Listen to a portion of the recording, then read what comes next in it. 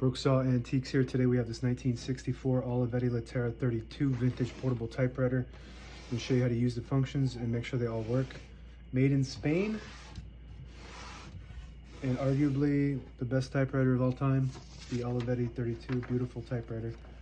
Up top are the margins. I'm going to set the left margin on 0 and the right one around 75. That's about the length of the page.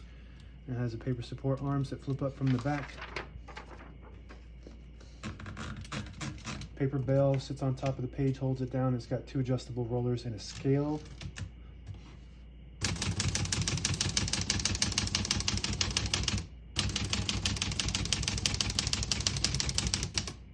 So this has Spanish symbols.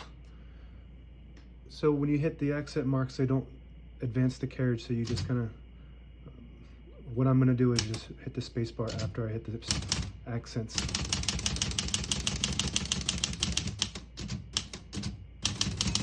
Once you hear the bell, you're at the end of the margin. You hit the slide space, gets you back to the beginning, and skips 1, 2, or 3. Right now we have it on single, but if you want double, you just flip the switch forward. It skips 2, 1 more, it skips 3. That works good. We're going to keep that on single and finish typing.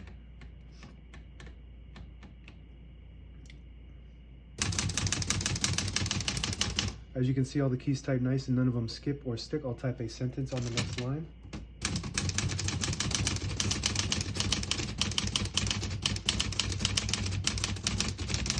Absolutely beautiful typing machine.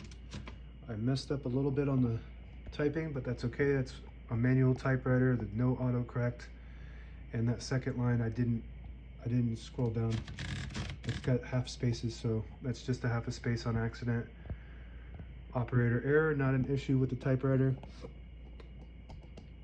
So this has the Spanish layout, so I'll go ahead and show you how that works.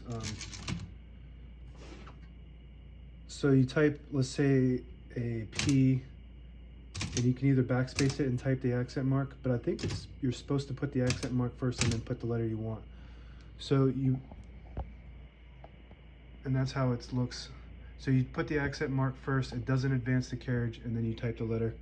So you have the accent mark over it, and then you hit the letter and it advances it. I'm not used to typing on a typewriter with accent marks, so I'm just kind of learning as we go here. And if you really like this typewriter, I have a few of these available in my shop right now. If you don't want the Spanish symbols, I have one other one with Spanish symbols. This is my second one, but I have a bunch of them that are regular English.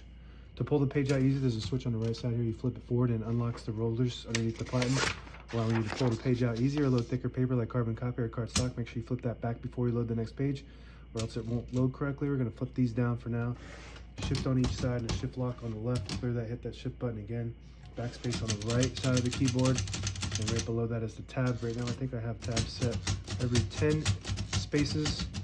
So I'm going to go ahead and clear those by hitting the tab, going to that spot, and on the left side here there's a little lever. You push it down and there's a C in there to tell you that it's clear. And then go to the next one and do it again.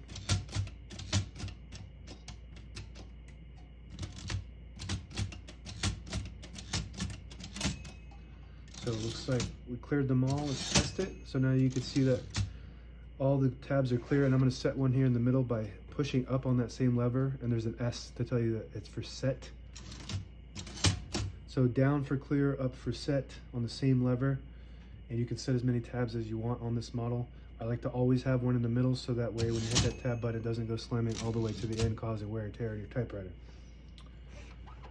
Color selector on the right, we have the solid black ribbon, but if you have a black and red ribbon, the red would be on the bottom. So you flip this down to that red dot and it prints the bottom portion of the ribbon.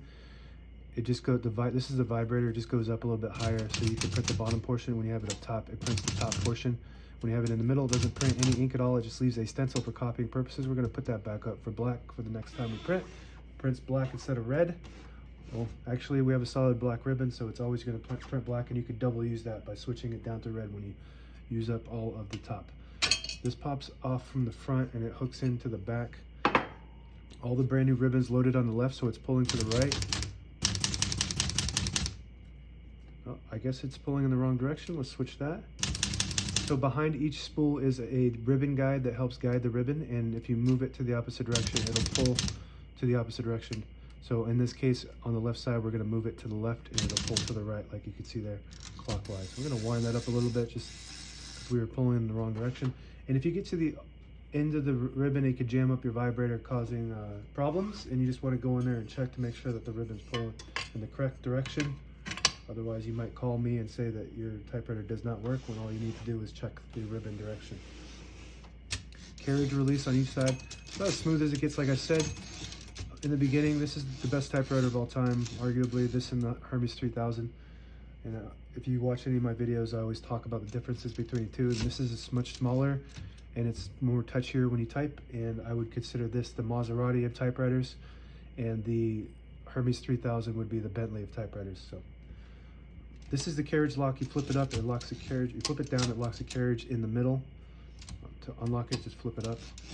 So that protects the escapement when you have it in the case. The escapement is the mechanism that allows the carriage to move when you type, and that can break if you have the free carriage and then you're carrying it around, tossing it around, or whatever you do in the case. Carriage release on the left, as smooth as it gets when it comes to typewriters. This is a marvel of a typewriter. It's just absolutely stunning. It's the type of, it's something that you would, if they were still making typewriters, top of the line typewriters, this looks like it would be something that would just come out this year. It's that advanced, and it was manufactured in 1960 something, 64 I think it was, I forget. If you move this lever all the way to the back, this is your line space indicator. It'll disable the spacing when you turn the knob. You put it on 0, it disables it completely, but this, you won't be able to use your line space. You put it on 1, you can use your line space, and you get the clicks. Each one of those clicks is a half a space, and you push in this knob. It's the same concept. It'll disable the spacing, you let it go, you get the clicks, and that's it. Well, one more thing. When you get to the end of the margin, there's a block that won't allow you to type past it unless you hit this blank key here. So a lot of people might think that that's supposed to be like a 1 key or something.